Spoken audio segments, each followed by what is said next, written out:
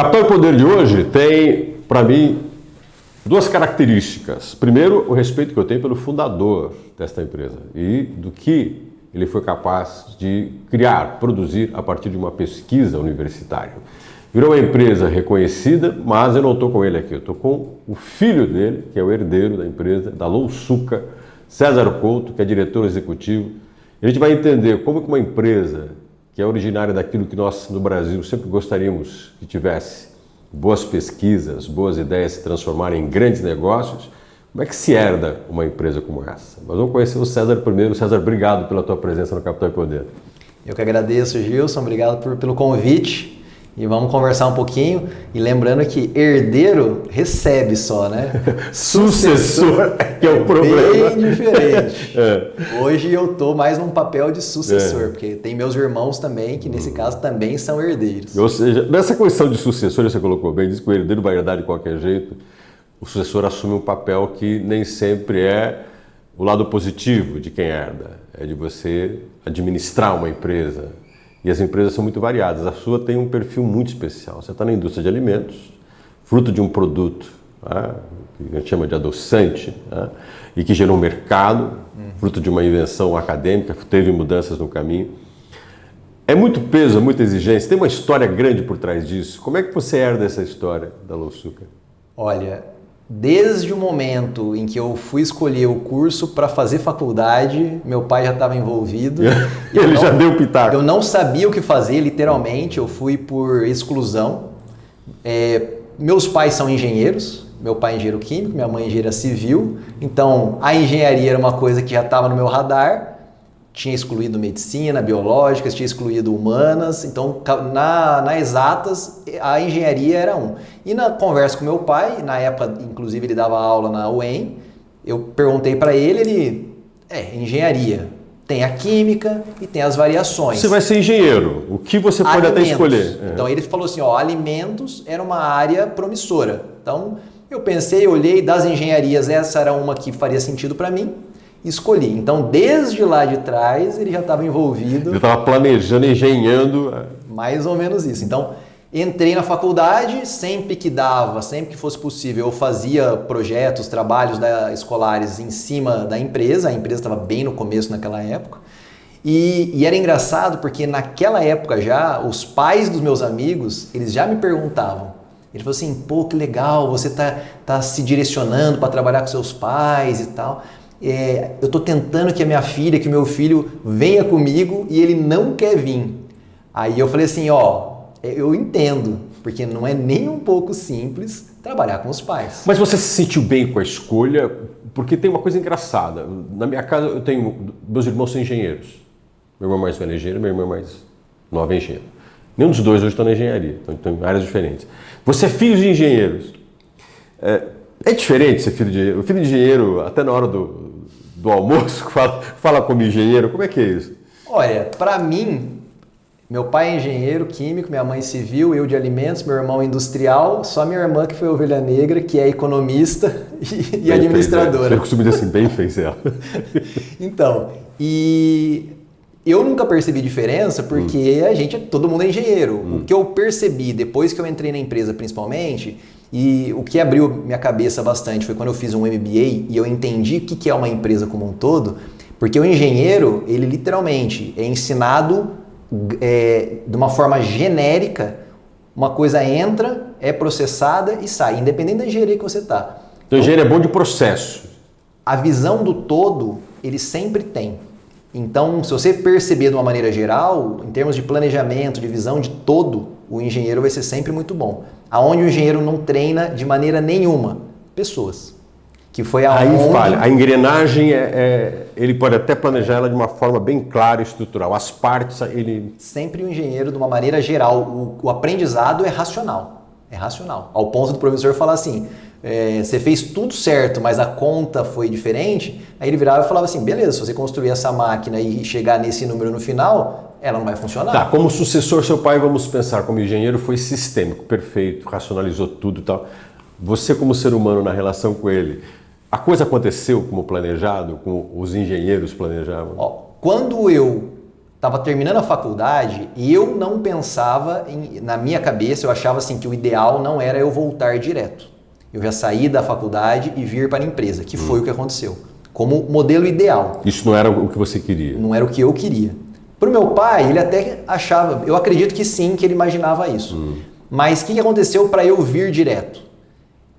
A partir do momento que você se forma, o seu status sai de estudante para desempregado. E eu fiquei muito preocupado, eu não gostei dessa situação, assim, de tipo, eu vou ficar aqui gastando dinheiro dos meus pais, eu fiz faculdade em Curitiba, e sendo que eu tenho um emprego em Maringá. Então, o que custa eu ir lá trabalhar e se aparecer alguma coisa? Só que aquele negócio, né? Voltou, aí esquece. A hora que entrou, não sai mais. Então, se fosse para não entrar, deveria não ter entrado antes, deveria ter pagado o preço de ficar em Curitiba um período até conseguir um emprego. E tu tocado uma carreira independente, a sua vida, fazer sua pelo menos por um período, por um tempo. Para ter uma experiência fora, que era o que eu imaginava, eu ter uma experiência fora por um período para depois vir para a empresa. Não foi o que aconteceu. Isso te fez falta, César? Até hoje faz. Por quê? O fato de eu só ter o conhecimento dentro da empresa, eu muitas vezes fico na dúvida o que deveria ser o certo ou não para fazer. E por isso que você me conhece já de longa data, você sabe que eu passei por diversas entidades. Nessas entidades, exatamente o que eu procurava... Então, era o contraponto, era o outro lado. Era conhecer outras empresas, era fazer mais network para poder ter... Eu brincava na época para saber, se eu não souber fazer alguma coisa, que eu pelo menos tenha o telefone de alguém para ligar e perguntar. Eu estou pensando em fazer tal coisa. Ou a liderança, então aí depois lá na frente, a hora que você se torna líder, a liderança é muito solitária. E você tomar decisão sem poder trocar ideia com outras pessoas é difícil. E trocar ideia, não que seja ruim trocar com os funcionários, mas a decisão é diferente. Aquela história, podemos até conversar, mas quem vai ter que decidir é você. O dinheiro que vai perder, a seu. Consequência é minha. Maior vai ser sua. Então, é diferente para quem tem tudo a perder e para quem tem nada a perder ou muito pouco a perder. Exatamente. E principalmente que às vezes tem um interesse que aconteça um determinado projeto, uma determinada situação. Então aí a pessoa sempre vai dar os dados mais favoráveis. Quando você entrou na empresa, você entra já para a gestão, porque muitos empresários falam, né? A minha sucessora, o meu sucessor, vão lá para o chão de fábrica, vão ter que aprender. Você entrou já com, tipo, senta aqui que você vai aprender a fazer a gestão ou não? Não. Eu entrei, por ser engenheiro de alimentos, eu entrei na área técnica. Então, o primeiro papel que eu fiz na empresa foi na técnica de venda de ingredientes na área técnica. Então, a gente estava montando um departamento de venda industrial. Então, na hora que você vai vender um ingrediente que a gente utilizava, então a gente não tinha esse departamento, então a gente utilizava um dos ingredientes, a gente ia vender para outra empresa, ou às vezes um produto nosso em embalagem maior, ou um dos ingredientes. Vamos ver se eu entendi. De repente eu tenho lá uma sorveteria que precisa do seu ingrediente. Você vai vender o ingrediente para a sorveteria. Exatamente. Porque a sorveteria quer fazer um sorvete zero açúcar. Isso. Ela não sabe fazer um sorvete zero açúcar. Então, meu papel ali como técnico era ajudar a sorveteria a fazer um sorvete zero açúcar. A chegar no sorvete com o ingrediente de vocês. Isso. Aí, isso foi o meu primeiro papel lá dentro. Depois, logo na sequência, nós tínhamos uma engenheira de alimentos e ela saiu, ela foi morar em São Paulo e aí eu assumi o laboratório. Nunca gostei de laboratório, odiava laboratório. Você foi para pesquisa, você foi para o trato com o produto? Um tempinho ali, mas eu não me dedicava totalmente a ele, porque eu ainda estava com o ingrediente. E sendo bem sincero, eu ainda estava me colocando o que eu queria da vida. Então, agora, qual a diferença entre a elaboração dos ingredientes e assessoria para as empresas que compravam do laboratório? O que pesou no laboratório que você falou, não vou ficar aqui muito tempo? Laboratório eu nunca gostei desde a faculdade. Hoje eu percebo um pouco mais, mas eu gosto do trato com pessoas, eu gosto de lidar com pessoas, tá convivendo e de gestão, planejamento. O laboratório ele é muito mais minucioso para criar produtos. Entendi. Então você vai misturar ingredientes e aí exige uma dedicação em teste o tempo todo de ingredientes, de produtos. Você tem uma fórmula base e dessa fórmula base você vai desdobrando para ter a melhor textura. Principalmente que no nosso caso sempre foram produtos zero açúcar, então a gente sempre se baseia no com açúcar. Tira o açúcar, qual que é o papel dele aqui, quais são os ingredientes que eu vou usar para tirar o açúcar da fórmula. Ou seja, na prática você estava na inteligência do produto, na hora da produção da raiz dele, da confecção, É um negócio que você pensou assim, não é para mim. Não, assim. é que foi num momento em que a gente tinha acabado de lançar muitos itens, bem no momento em que essa engenheira ela tinha desenvolvido vários itens da linha, então a gente estava vendendo, não tinha muito o que criar naquele momento. E aí foi um período de transição mesmo, foi um ano em que eu fiquei ali, mas eu também estava no outro, e ainda estava me procurando me situar onde que eu queria ficar na empresa, não sabia se era na empresa também ou não, tanto que foi nesse período em que eu comecei o MBA, e aí sim eu entendi o que era uma empresa, eu entendi o papel, eu sabia que existia todos os departamentos, mas eu não sabia exatamente qual era o papel do RH, qual era Você foi construindo um avião voando, é isso. Você foi voando e foi construindo um avião. Vamos entrando nas situações e aprendendo a se moldar e se preparar. Isso é o que estava acontecendo, mas eu não participava desses setores. Então eu sabia que tinha um RH, mas eu não conversava com o RH. Tinha um marketing, mas eu não conversava com o marketing. O máximo que acontecia era trocar uma ideia com meu pai quando ele me levava nas viagens, porque nesse período, quando tinha feira, quando tinha, às vezes vai visitar uma empresa fora, ele me pegava, me levava junto, então eu estava vendo. Mas eu não entendia, eu não conseguia ter essa visão da empresa como cada departamento tem a sua estratégia. Você estava isolado num dos departamentos e ali você vivia. Isso, era isso. Você encontrava o pessoal do RH, o pessoal do financeiro? Eu estava vivendo um departamento. E quando eu fiz o MBA, eu entendi que cada departamento, o jeito que a gente estava fazendo, poderia ter estratégia envolvida e que fosse maior, que fosse melhor. Então aí eu consegui ver um todo da empresa. Pergunta de curiosidade, e isso eu sempre faço para quem é sucessor e não herdeiro. Convivência com as outras pessoas. Você estava lá num dos departamentos, você tinha colaboradores do seu lado, em outros departamentos também. Ninguém deixava de saber que o César era filho, né, do Amauri, ou seja, ele é o sucessor. Como é que foi isso?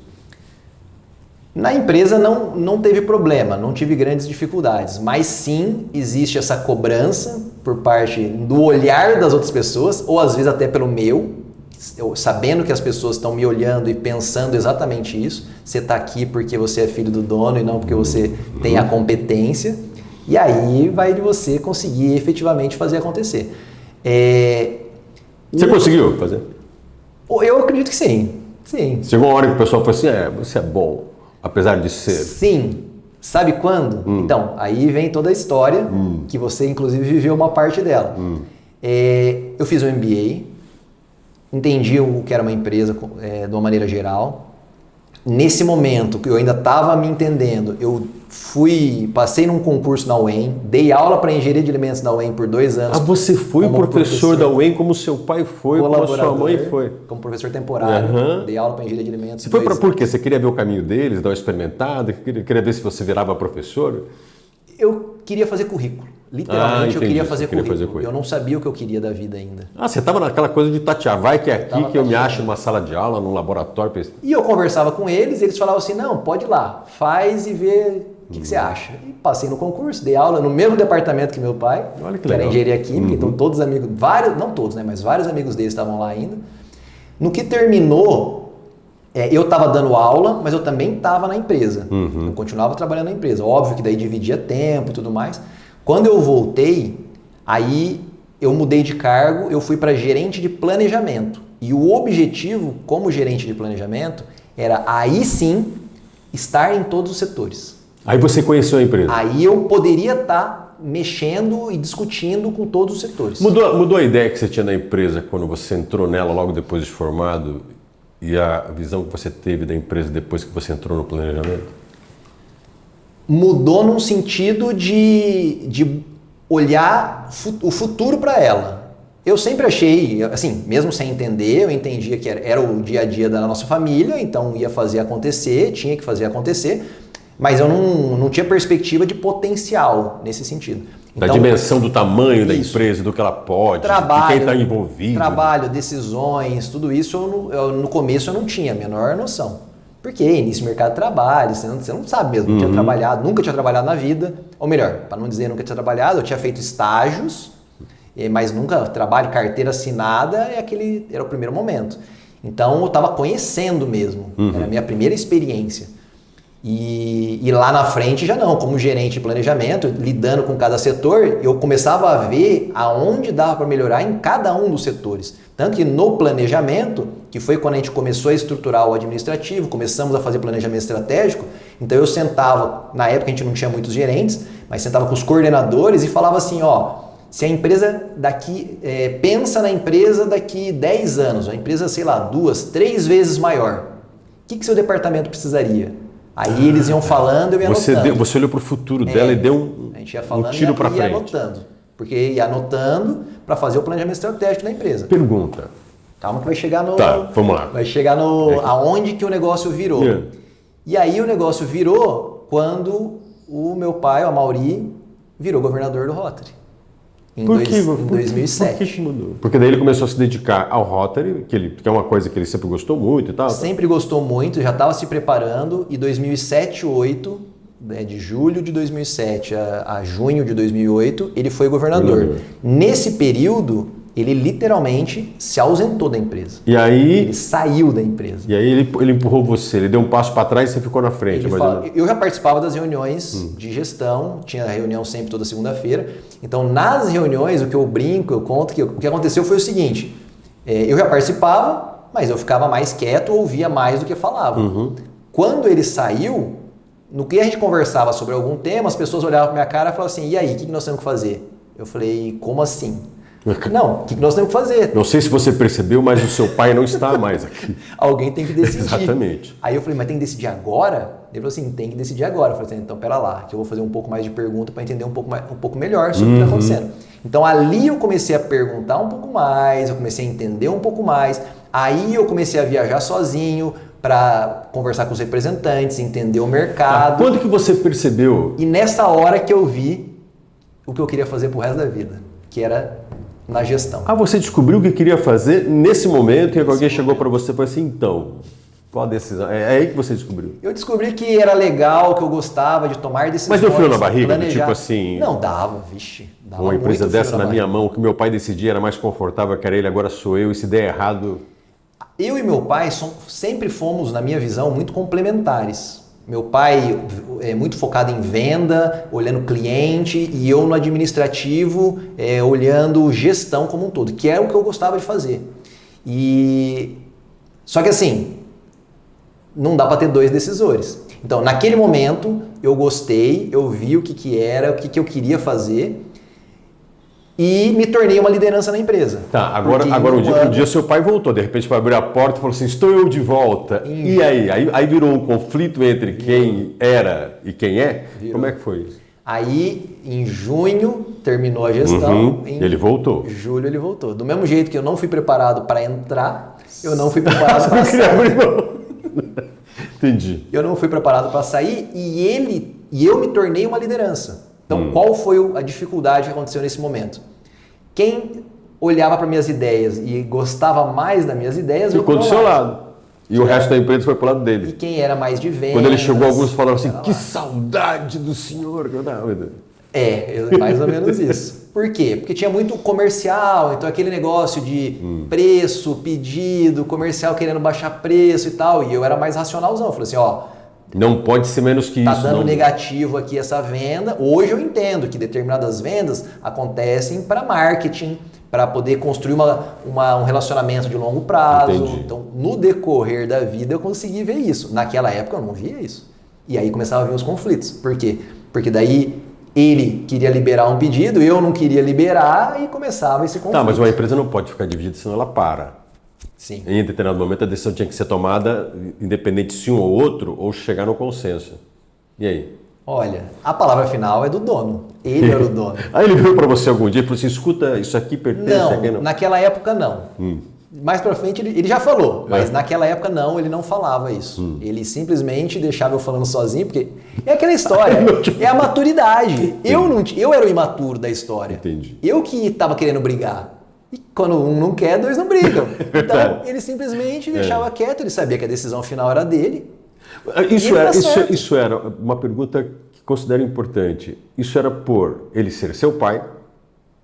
Isso era por ele ser o fundador da empresa e ter uma participação na sua formação, na sua construção? Ou, terceiro ponto, era porque ele tinha mais conhecimento? Em algum momento você admitia assim, não, ele tem mais experiência, ele tem mais know-how? Você está perguntando... Por que você às vezes cedia? Por que você considerava que quando ele deixava você falando sozinho... Porque ele é o dono da empresa. Era Literalmente, era isso. Eu não tinha o que fazer. Eu sabia que ele era o dono da empresa, ele era meu pai. Mas como o seu pai dava aquela raivinha do tipo assim, ele é o dono da empresa, tudo bem, quando eu sou o dono da empresa, eu tenho um dono da empresa, eu sou empregado do dono, estou trabalhando para o dono, tudo bem, ele é o dono, né? Sim, era isso. Eu estou fazendo meu papel, eu estou fazendo meu papel de advertir. Mas em casa a coisa não rolava? Não, em casa aí sempre foi separado. Tá.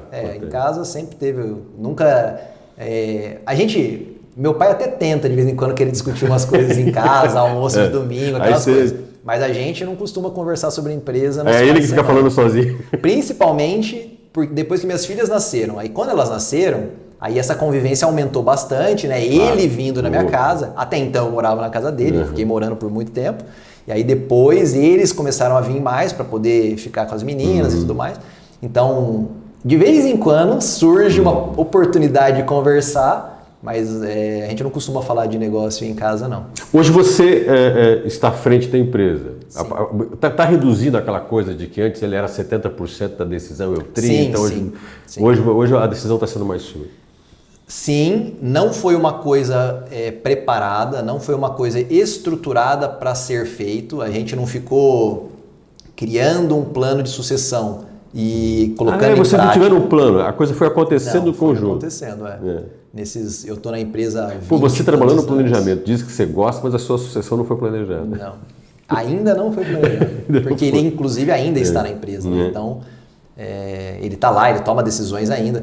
A única coisa que a gente fez foi, eu já percebi, já entendi também, né, de tanto tempo junto, o que ele gosta mais, o que ele gosta menos, eu escolho as batalhas que eu quero lutar, eu não vou lutar em todas as batalhas, e aí eu vou deixando, e eu vou tomando decisão, cada dia mais eu tomo mais decisões. Por muitos anos, como eu sabia que ele gostava do comercial, ele tinha vínculo com as pessoas do comercial, principalmente os externos, o representante comercial e tudo mais, então eu sempre deixei que ele tomasse essas decisões. E ele ainda está nisso? Não, aí no decorrer do período, principalmente depois da pandemia, que todo mundo foi para casa, mas ele continuou. Isso foi um baque para vocês. Eu fico pensando como é que uma indústria lida com isso. Em termos de negócio, foi bom, porque os supermercados estavam abertos, tudo concentrou em supermercado, então as pessoas... A saúde ficou em alta, a busca por alternativas de produtos mais saudáveis. Aí deu um boom em alguns produtos, porque era tudo supermercado. Mas a produção teve que ser super controlada. Sim, ao ponto de ter fiscalização, a gente tendo que fazer todas as medidas, a gente fez, o escritório, quem podia ir foi para casa, a indústria funcionando normal, mas com todas as medidas, filas, restrição na hora do almoço, máscara o tempo todo, normal, mas funcionou. A gente não fechou um dia. A greve dos caminhoneiros teve um impacto maior do que a pandemia, para você ter uma ideia. Olha, cara, que incrível.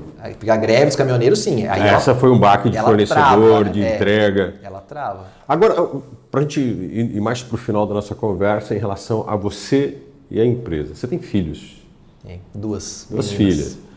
E você é um sucessor. Você falou, meu pai ainda está na empresa. Uma hora ele vai e fala assim, agora é contigo. Você tem irmãos que pelo jeito não se envolveram tanto com a empresa quanto você se envolveu. Sim. Meu irmão mora nos Estados Unidos há quase 30 anos. Minha irmã trabalhou um tempo na empresa, viu que não era isso que ela queria para a vida dela, saiu e... Então você vai acabar sendo aquele que vai tocar lá. A empresa para frente. E você tem filhos. Qual é a longevidade de uma empresa quando você pensa numa sucessão, na sua, por exemplo, e que talvez um dia você venha a ter que fazer? E é uma empresa que é familiar e ao mesmo tempo não é. Vocês têm uma marca nacional, vamos dizer assim, que a família talvez um dia tome um rumo e a empresa tome outro, como várias empresas familiares, pelo tamanho que elas tomaram, viraram de capital aberto. Foram compradas por outras grandes empresas. Sim. Como é que você vislumbra o futuro? A gente ainda não está olhando muito para isso, sendo bem sincero. Já tivemos muitas conversas, mas assim, o nosso energia, nosso capital está concentrado na empresa, tanto no meu caso, dos meus pais, está tudo lá. Eu vejo que a longevidade da empresa está relacionado, aí falando em termos familiares, está muito relacionado ao crescimento dela. E a família, enquanto ela tiver gás e conseguir, no nosso caso que é uma família pequena, então tá meu pai, minha mãe e eu. Meus irmãos não quiseram entrar. Na ausência deles, provavelmente meus irmãos também não vão entrar. Eles vão acabar entrando por um conselho, eu imagino.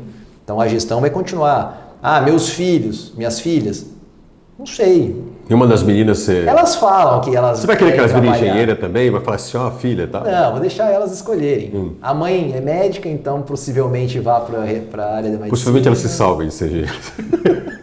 Pô, ia ser legal ser engenheira. Uma delas eu ainda estou na esperança, hein? Pode ser que ela queira virar engenheira.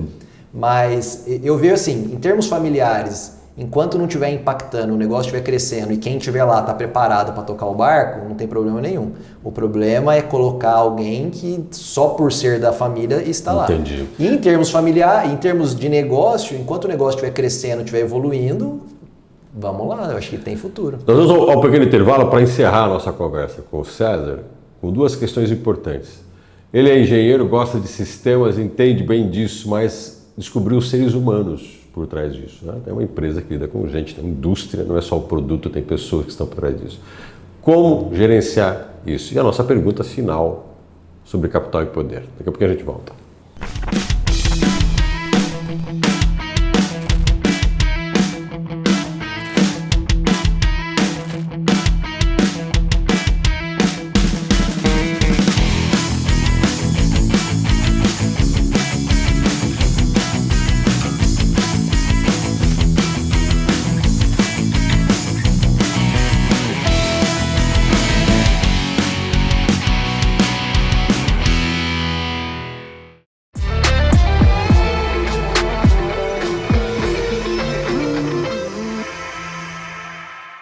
Capital e Poder está de volta. Meu entrevistado César Couto, ele é diretor executivo da Louçuca, uma série de produtos da indústria de alimentos, produtos que começaram com um adoçante e a vida de engenheiro, filhos de engenheiro, virou engenheiro e você falou para mim assim, César, Gil, se engenheiro vê as coisas de forma sistêmica, eu sou irmão de dois, cara, entendo bem isso, forma sistêmica, mas quando você lida com as pessoas, é o que eu sempre falo quando a gente fala de cultura organizacional.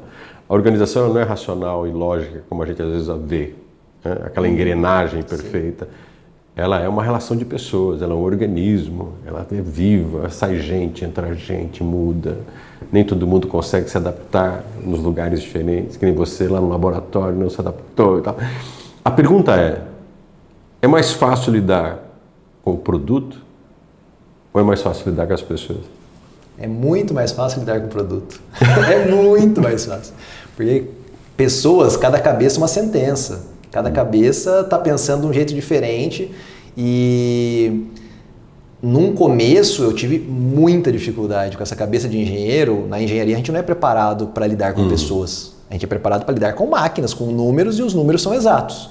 Ou seja, se você tem que entregar A, B, C, D, entregue A, B, C, D e acabou. E foi exatamente esse problema que eu tive.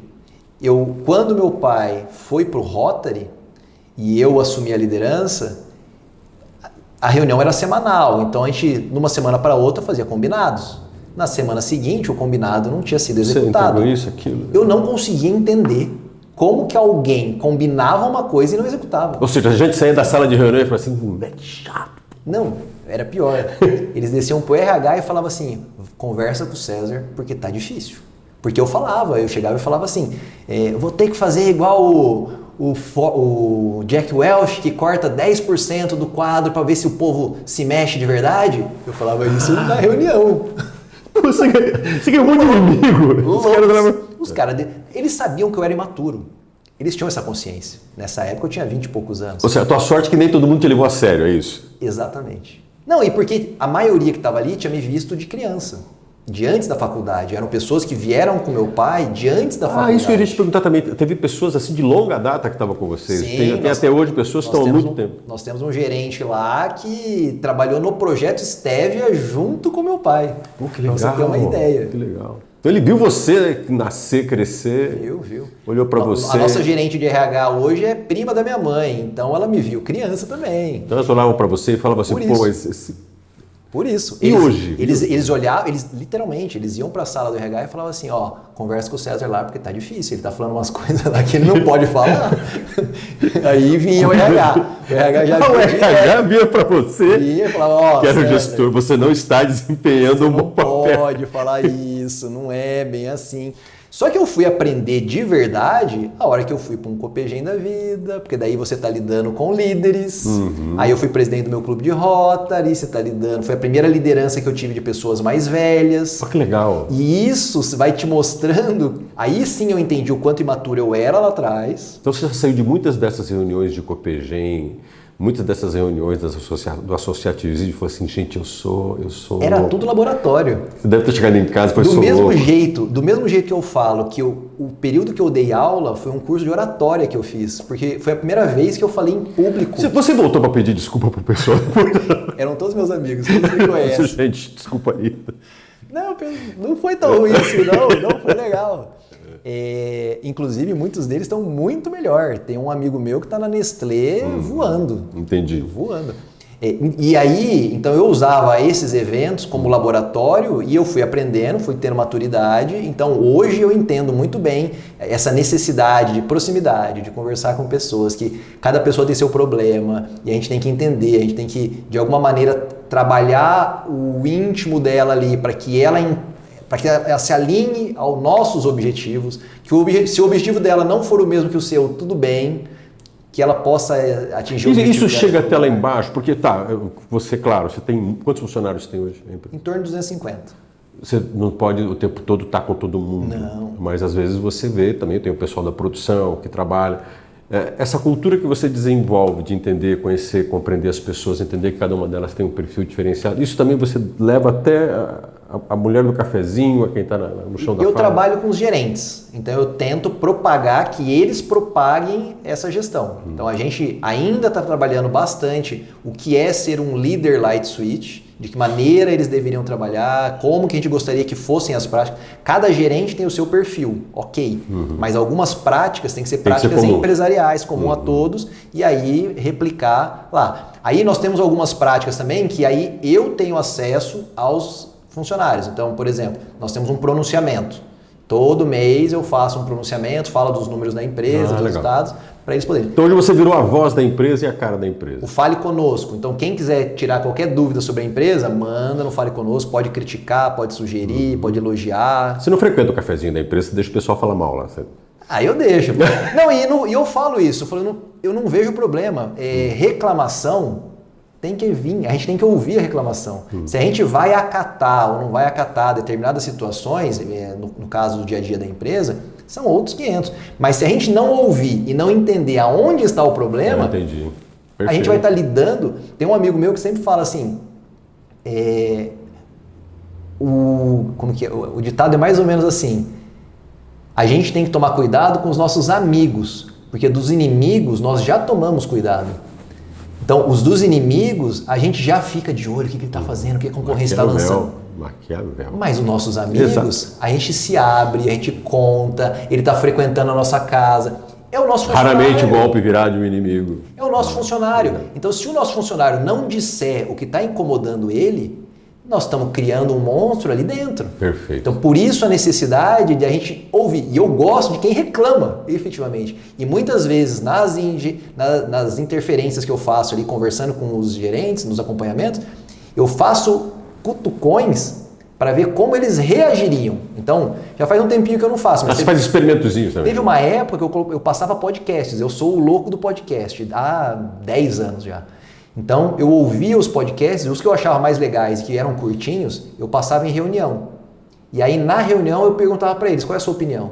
Qual é a sua opinião? Qual é a sua opinião? Porque eu queria ouvir da onde estava vindo o foco dele. Porque se a pessoa levasse... Porque não era uma coisa empresarial, eram situações que eu levava lá. Então, eu queria saber... Cases. Eu queria saber se a pessoa ia levar aquele aprendizado. Não, porque na minha família, não sei o que. Então o foco dela está bastante na família e nessas pessoas. Você é uma pessoa muito sensível e perceptível a isso. Eu estou aprendendo a ser. Que bacana. Eu nunca fui. Você mudou muito como engenheiro. Sim, e é um trabalho, é um desenvolvimento. Literalmente, é um desenvolvimento. 2 perguntas finais. Essa nem ia fazer a penúltima. já é direto para a última, mas você me atiçou, eu vou fazer. Vamos lá. Você gostou de onde acabou chegando? E você gosta do que você é hoje? Eu gosto. Quando eu era criança, eu imaginava mais. Eu imaginava, assim, aqueles negócios de... Eu sou ariano, né? Então, a hora que você fala ariano, Conheço bem. que é tudo grande, que é São Paulo. Isso vai fazer isso, fazer vai dominar o mundo. Então, eu imaginava que eu fosse popstar. Entendi. A coisa é... Só que, depois que nascem os filhos, eu falo assim, eu quero criar essas duas criaturinhas para o mundo, e se eu fizer isso, eu sou o cara já. Entendi. Já fiquei feliz pra caramba. Então eu gosto, acho assim que deveria me dedicar um pouco mais à minha família. Hoje eu sou... Um dos trabalhos que eu tenho que fazer em mim é diminuir a quantidade de coisas que eu faço. Para poder ficar mais perto das suas filhas e da sua esposa. Porque eu sempre fui de fazer muita coisa ao mesmo tempo. Então sempre fui eu brincava assim... Eu até comentei esses dias com uma pessoa. Falei assim, antes de eu casar, 3 eventos num dia estava tudo certo. Eu passava em um, ficava um pouquinho, passava em outro, ficava um pouquinho. Era tranquilo. Depois que eu casar, minha esposa odeia isso. Eu imagino.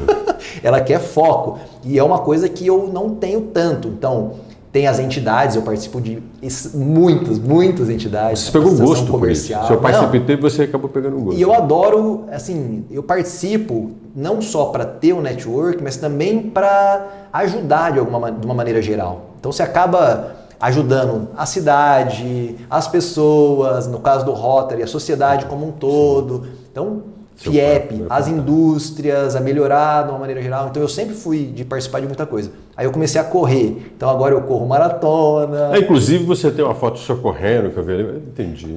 E aí eu até estou diminuindo um pouco a quantidade de coisas que eu estou fazendo para poder ficar um pouquinho mais em casa. As meninas começaram a demandar, né? A Clara está com 11, a Júlia Então você tá com continua 9. correndo, inclusive em casa. Você corre bastante, só se diz quando vê você passar, assim. Eu gosto de correr. Então o correr é aquele momento que eu tenho eu comigo mesmo, refletindo um pouco. Então é parte desse processo. Pergunta final. Essa pergunta, peço que você responda em máximo de 1 minuto e meio. Para César Couto, o que é capital e o que é poder? Poder. Se a gente for pensar friamente, é a gente conseguir influenciar as pessoas a fazerem o que... a ir para a mesma direção, os mesmos objetivos que a gente gostaria que fosse. E capital é o acesso, porque muitos desses objetivos que a gente tem, a gente precisa para poder realizar de recursos. Então o capital seriam esses recursos para poder realizar esses objetivos. E aí esses objetivos não necessariamente são objetivos